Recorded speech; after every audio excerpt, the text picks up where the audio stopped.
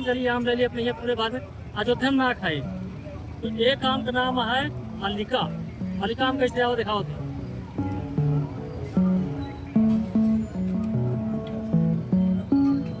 एक नाम है मल्लिका। अब एक खा बोल के स्वाद बताओ कैसे है। आम आइए हाथे में चलती बढ़िया, देखो बहुत आउट में नल।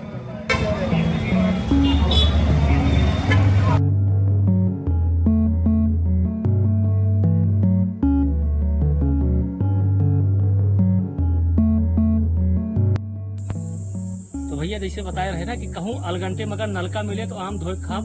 और सबका बता देते ही कि 1 किलो में सिर्फ 4 आम चढ़ा रहा है। इतना प्यारा इतना खूबसूरत नाम है। अब देखिए मल्लिका चखम कैसे लागत थी। अब पहले धोई।